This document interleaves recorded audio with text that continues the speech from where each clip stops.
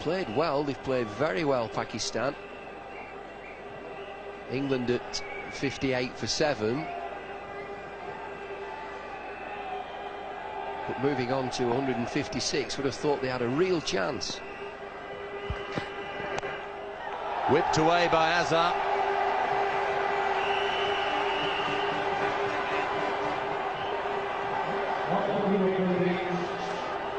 Well, once again we've got this pitch invasion, absolutely crazy.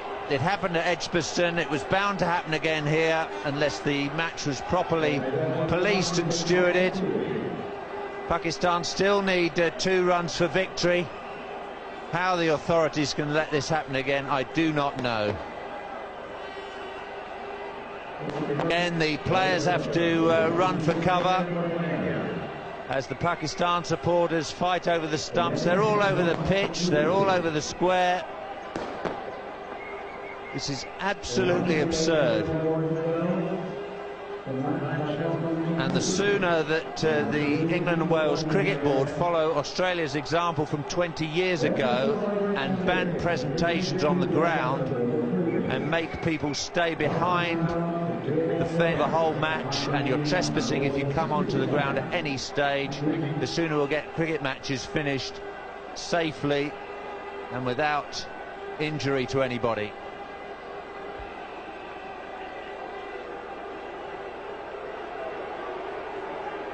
Well, it's a steward that's injured there.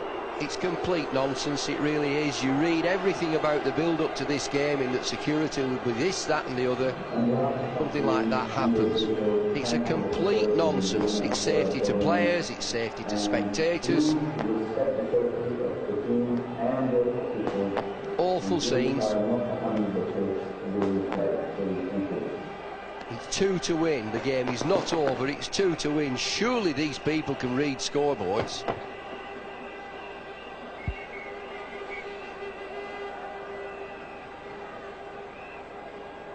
Well, we've got a casualty out in the middle. One of the stewards is down after the invasion of the pitch by the Pakistan supporters.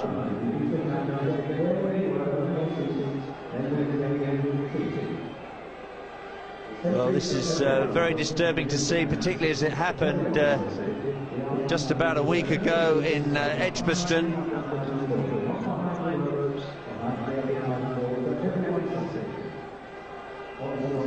A sad scene of a marshal or a steward is heading off on a stretcher after the ground invasion. We hope that he's okay. Doesn't look good at all. Quite ridiculous. Every match involving Pakistan at this country seems to involve a crowd invasion, and well, that is the consequence of it right there. We must find a way of doing something about it. The match basically poised for a Pakistan victory. They only need 2 runs, and I think the Pakistan contingent here thought that the match had already been won, so they've come storming out onto the ground. The stumps and everything are gone as usual. We can tell you that the match has been conceded by England, so the points go to Pakistan. Just 2 more runs needed, and the ground invasion basically put an end to things. Tomo, a colleague of ours, Keith Stackpole, always says that you see something for the first time every time you watch a game of cricket, and I have to admit I've never seen a match conceded before. No, it's a strange one, isn't it? I mean, a match isn't over till somebody's won, as far as I'm concerned, and just to concede, okay, they're going to lose, but I mean, that's not the... No, it isn't good, but for safety, of course, I think Alex Stewart made the right call. Now, you as a former champion fast bowler, Tomo, would have been very, very pleased. We're going to get to that in just a second. I'll have a look at the match summary there for you if you're just catching up with it. England 156, well, they were 7 for 50 at one stage, so they did very well. Hollyoake batted well, Darren Gough at the end. And then Pakistan, as we mentioned, 2 short with lots of wickets in hand and lots of overs to go. The ground was invaded, and of course the rest is history. As I was a former champion fast bowler, you must have been very impressed with the work of Waqar Younis today. A sensational effort from him. They did win the toss and bowl at the right time, but it was a different story for those people that wonder why the difference in the 2 scores there. It did a lot more this morning, but Waqar Younis 7 for 35 or 36, whatever it was, 2nd ever best one-day ever figures by a bowler. Sensational effort from him, and that really destroyed England. Set up the match for them. Let's have a look at the table. I haven't got many of these games to go. Australia on top with 7 points. Pakistan now joined them on 7. They have a game in hand, Australia. England, it is a very sorry for them now. 5 matches, none of them won, and they haven't scored a point as yet.